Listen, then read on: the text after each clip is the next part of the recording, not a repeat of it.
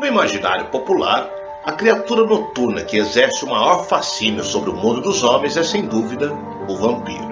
Presentes no folclore de muitas civilizações, a origem das criaturas sugadoras de sangue está muito aquém de Drácula e se perde na aurora dos tempos. O rol das crias da noite é imenso. As aparições fantasmagóricas se destacam, sejam em casas mal assombradas ou cemitérios ermos.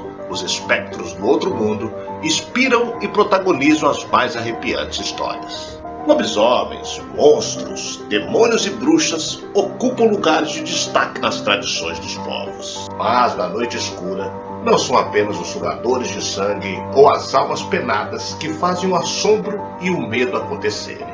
Eu sou o Sidney Góes e você está no Placebo. Entraremos agora nas páginas escuras de nossa história e vamos conhecer a lenda do Corpo Seco, a macabra história do fazendeiro que enterrava o ouro e os escravos vivos em uma cova na beira do rio. Vem comigo, que no caminho eu te explico.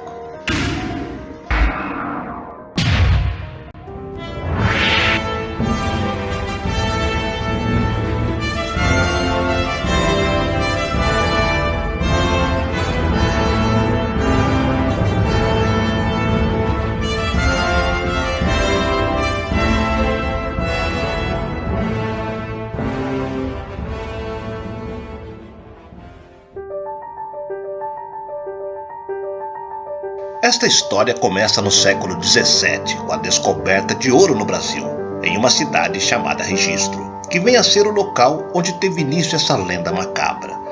As primeiras jazidas de ouro do Brasil foram encontradas na região do Vale do Ribeira pelos bandeirantes liderados por Fernão Dias.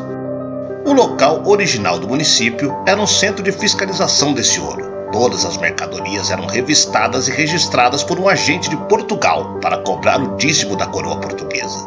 Periodicamente, o quinto era enviado à Casa dos Contos na vila, onde o ouro era fundido e cunhado.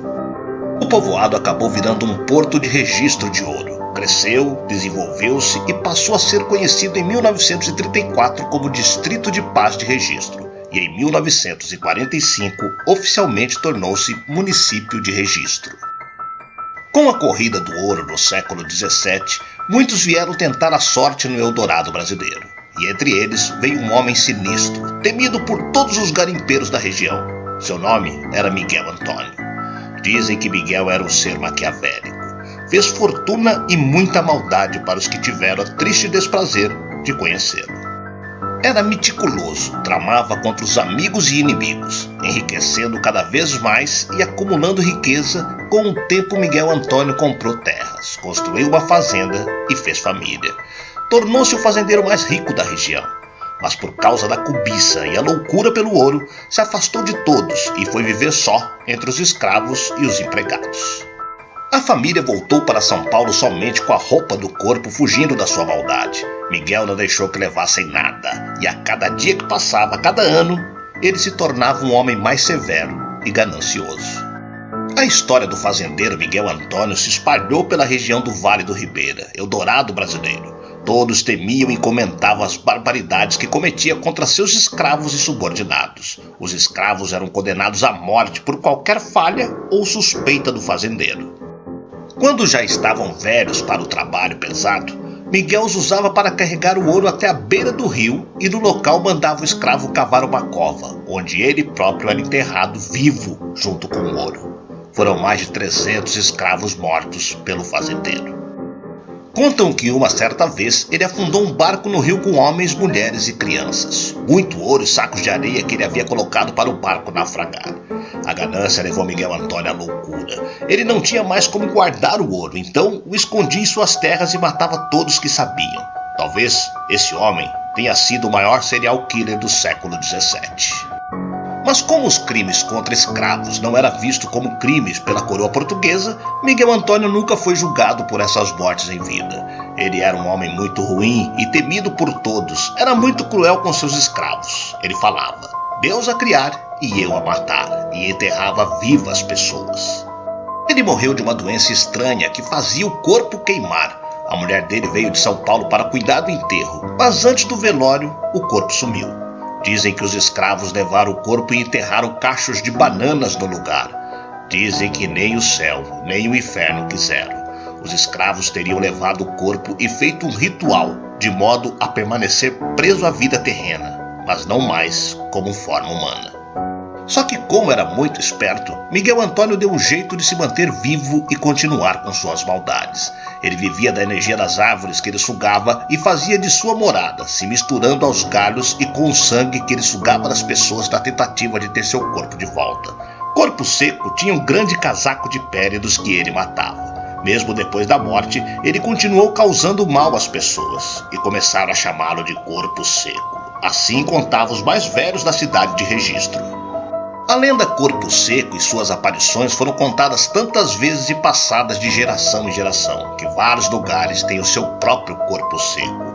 Há relatos de aparições nos estados do Paraná, Amapá, Amazonas, Minas Gerais, Goiás, no Nordeste brasileiro e alguns países africanos de língua portuguesa. A história ganhou o mundo e foi se transformando de região para região. Em Minas Gerais há uma variação desta lenda, onde conta-se que o Corpo Seco, depois de ser repelido pela terra várias vezes, é levado por bombeiros a uma caverna em uma serra. Dizem que quem passa a noite pela estrada de terra que margeia a serra do Corpo Seco consegue ouvir os gritos do ser amaldiçoado ecoando de dentro da caverna. Em Goiás, contam que o Corpo Seco era um menino que não obedecia à mãe e foi amaldiçoado vagando pela terra sem alma, e se ao menos tocar no tronco da árvore, ela pode secar e apodrecer. A cada pessoa que passa perto dele, ele dá um abraço de morte com suas unhas compridas esmagando a pessoa. Abraça achando que é a sua mãe. Até hoje é um dito popular: quem bate na mãe fica com a mão seca. Na África, conta-se que quando uma pessoa passa perto do Corpo Seco, ele pula na pessoa e suga todo o seu sangue. Se não passar ninguém perto, ele pode ficar alojado no galho da árvore por anos, até que encontre a próxima vítima, porque se alimenta do sangue humano. O Corpo Seco é como um vampiro para os africanos. Ninguém nunca imaginaria que as maldades cometidas pelo fazendeiro Miguel Antônio se perpetuariam em histórias e relatos de terror depois de tanto tempo e em tantos lugares, o que virasse uma lenda no imaginário popular. O tempo não esqueceu a dor e o sofrimento de tantos que perderam a vida nas mãos desse homem maquiavélico, que dizem que ele ainda vive vagando pela terra, assombrando e praticando as suas maldades. Mas e você? Acredita que realmente exista o Corpo Seco?